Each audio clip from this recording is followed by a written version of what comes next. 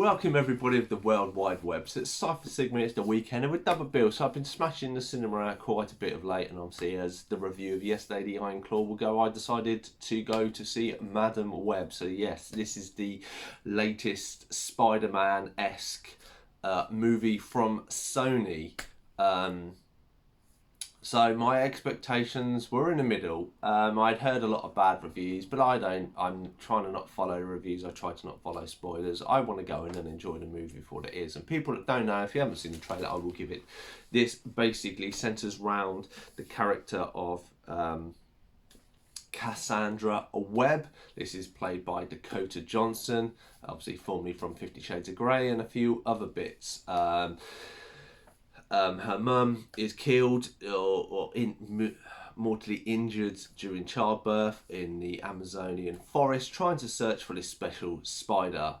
She is killed by Ezekiel Sims, who is basically the bad guy of this story. He steals the spider, shoots her, and basically these kind of tropical Spider-Men tried to save the mum by using the spider venom, and it only saves the daughter.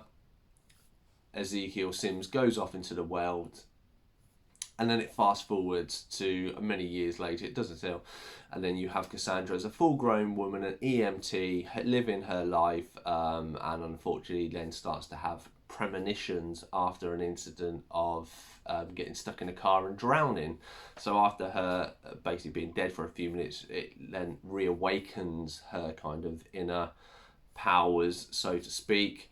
And she keeps interacting with these young free girls, Julia Conwell, Anna Coravez, and Mattie Franklin, played by Sydney Sweeney, Isabel Marcel, and Celeste O'Connor.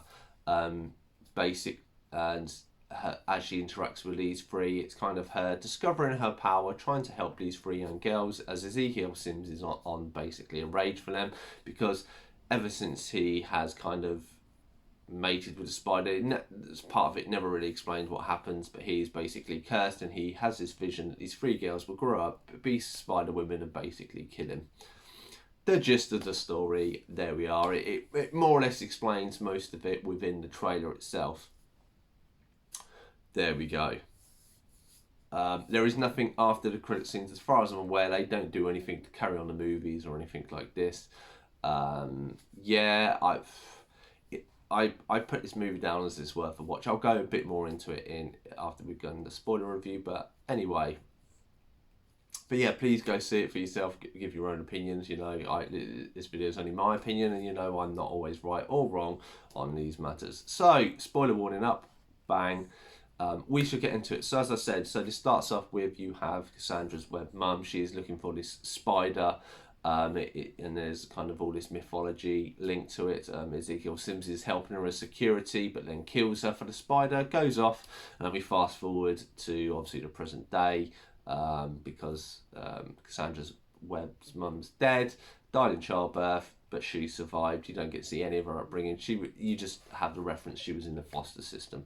So we into the 90s. So this is where this movie is based, in the 90s.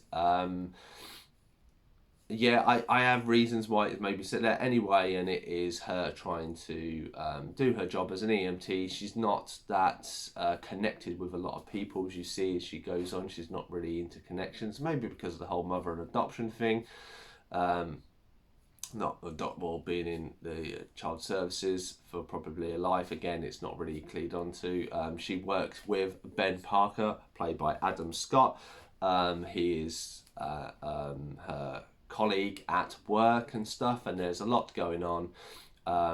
Obviously, he is brought in. He is Ben Parker, Spider-Man's uncle. You do get to meet his sister, who conveniently enough is pregnant. They have a baby shower in this, and then there is a pregnancy bit near the end. All of this looks like it's shoved in your face, and it isn't needed for whatever reason. Anyway, so that's the subplot. But yes, obviously she's an EMT. She's working with Ben Parker. They save this person on the bridge. She, unfortunately, as they're saving this person, gets locked in the car, drowns, and then has this reawakening, this massive web thing. And that scene was great. I loved the kind of web and how they looked like they were going to bring it kind of into focus and bring just a little bit of something different from it. Anyway, after this, it's her trying to figure out her powers and trying to, and it's very much a kind of premonition. It happens, and then she encounters these three girls, tries to save them from Ezekiel Sims. She kind of gets accused that it's her on the run, and then it's kind of her trying to look after these ones, trying to figure out that there is some connection to her mum. The kids do stupid stuff along the way, as kids would do in the 90s. Ezekiel Sims, you don't see much of him. You see him kind of get technology where he can trace everybody because he kills this like FBI kind of agent woman. So he's kind of hunting him. Again, he kind of shows up in the odd scenes, normally gets hit by a car half the time. Until it comes to the point that Dakota Johnson's character, Cassandra Webb, realises that to fully explore her powers, she leaves these three kids with her work partner, Ben Parker, for the week, and she goes off to Peru. And this is a very quick scene of where she goes back, meets one of these spider people that isn't dressed like a spider anymore, and then has kind of a reawakening of her powers, and go back. Kind of a big pivotal role, kind of learns more about her mum, but it's such a small part of the movie that doesn't really land in places. She goes back. Unfortunately, on her way back, Ben Parker's sister is giving birth, so they need to rush her to the hospital. As they're rushing to the hospital, see the girls are out in public. They are seen by the cameras, and Ezekiel's after them. Cassandra Webb, she gets back to the house, realises that there's, by a premonition kind of powers, realises that they've gone to the hospital, then goes to intersect them by stealing a ambulance. And then hitting Ezekiel with that ambulance very soon afterwards, and then a kind of fight ensues, and they kind of struggle to get away from him. Obviously, her premonition powers come in, and she knows what to do and directs the girls up until the point that they get to a kind of conflict or a fight in a fireworks warehouse. Obviously, as you would imagine, Cassandra Webb prevails, but unfortunately she prevails by falling into water, getting hit in by debris and thing, and it ends up her being in a wheelchair and blind. Sorry about that dog barking outside. Is it all setting off my dog? So yeah, so obviously they get to the fireworks factory, they have the big kind of fight. Ezekiel gets killed. Cassandra Webb gets injured, and then she's blind and in a wheelchair, kind of as the character would foretold. I don't remember much about the comics, and my review and everything is not related to that. Then there is a kind of very cheesy 90s ending to it. The end. I say nothing after the credits of that. So, what did I think about it? I didn't think much to this. Now, going into this, and I'm going to be very frank, I'm reading up on this. The movie that was given to Dakota Johnson to what this actually was. Suppose he went through so many reshoots and changes. There are a lot of mention of like Andrew Garfield and or Tom Holland having a Peter Parker in there, and obviously then they have Emma Roberts as May Parker and stuff like this. And it's just like they were shoving too much stuff in here. It to be honest, it feels a mess, and I think with the reshoots have made it even more of a mess than probably what it was. I would really like to know what it initially went to be, because on the whole, and as you start off, Dakota Johnson, I'm not her biggest fan. I have seen some of the 50 Shades of Grey movies, not all of them, but I actually quite liked her. I quite liked her role. I quite liked Adam Scott as Ben Parker. These two worked well. You didn't need anything more in it than that. The overall premise of this, of having Cassandra having the powers from her mum, and you understand that why, made sense as it went on, but there wasn't enough time to connect to her. There wasn't no links to her mum, because there's so much going on. The spider people and that, it to me, from what I know from some of the comics and stuff like that, yes, having the creator of the web, or the monitor of the web, which Madam Web is, the web is kind of links all of like the spider creatures and that's what these three girls are, like spider heroes, spider totems, and having a creature hunting her was a really good idea, not executed in any which way that is good. It's Ezekiel is kind of almost dressed like Miles Morales' Ultimate Spider-Man through it, doesn't do too much, ends up, how they kind of defeat him, he can do venom and stuff, but you don't see any link of that. He nicks a spider and then magically he's got all these superpowers, and none of that is explained. He hunts the girls and then he gets killed anyway, and it's just, yeah, I say it's just a waste having the three girls in. Again, you're taking time away from Madam Web and really what this story needed to be. And I hope this is what it was, that it was essentially that this is how Madam Web is created. You have her becoming of her powers, understanding how she got her powers and linked to her mum, while she's kind of coming across this character who's hunting people like her. Then at the very end of it, you have, or throughout little bits, you have tiny, that she bumps into people that end up having kind of the spider totems or spider powers that she will then go on to maybe movie 2, movie 3. If there was to be that, that would make the most sense, and that's what I get a feeling of. But it's kind of like you have these young three girls being hunted by Ezekiel, Madam Web's just this side character that's kind of shoved in, even though the movie is about one. And this keeps happening. They keep trying to shove so many stuff in there. And as I say, reshoots and possibly having Superman. Again, it could have been even worse than what we've seen. Or it could have been better. I don't know. Them having this whole format and stuff, just, you say, it's just too much characters, too much going on. I say the whole Peru thing was supposed to be...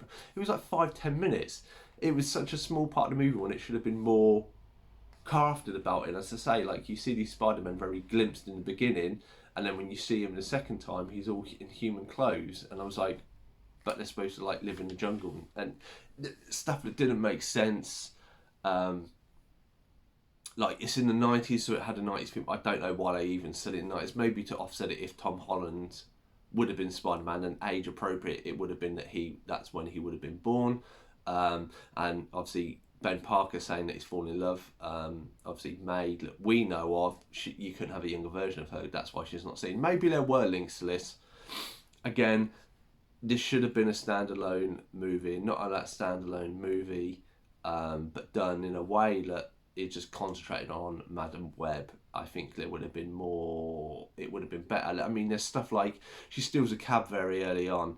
They say, like, there is this woman that has kidnapped these kids, and that they're being hunted and stuff, or, you know, that she has kidnapped her, and this taxi must have been nicked for like 2 weeks, and she rips the front and rear number plate off, but there's damage to it, and she's driving around, I assume, London, New York, I say, for the best part of 2 weeks, from the beginning of the film all the way up till she gets back from Peru. She's using this taxi all the time. It's like she would have been found. Police would have stopped her at some point throughout of this movie. Didn't make sense, and then she steals a ambulance, and there was stuff like that. I was like, you know, does not make sense to her power, you know, not used in the right way, and yeah, and how cheesy it ends. It's just, you know, you could have made her blind. You didn't need to make her in a wheelchair and stuff like this. And I think, you know, I did like, as I say, Dakota Johnson and Adam Scott. I really liked those two. I thought those two worked well. It would have been better to base a bit more of it around then. I say, like, her premonitions and stuff. You don't really get, there's so many other little characters have featured in here for a little bit of time. It just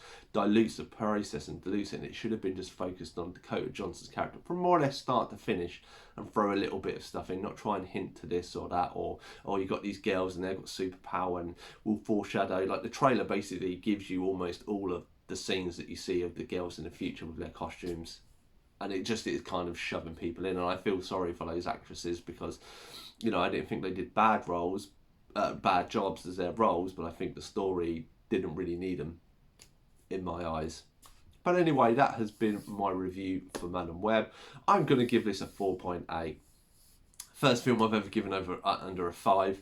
Definitely, I say it. If you like it, if you're into thing, I would definitely worth a watch. I could be wrong. You know, maybe there might be an extended edition or something we get. But I feel like, you know, it probably had some good promise. I say, I'd really like to know the original story, the overall gist of it, of Madam Web and having this hunter. You know, there are some bits with the CG, with the spider web and stuff like that were really good. But it's just the whole, I say, the story and how it is executed, and what I don't know what people were thinking. It's trying to shove too many elements in there and just not focusing on the core element of the movie. But that has been my review for Madam Web. Have you seen this movie? What do you think? Let me know in the comments down below. Otherwise, I've been Cypher Sigma Screen Time. I shall see you in the next one.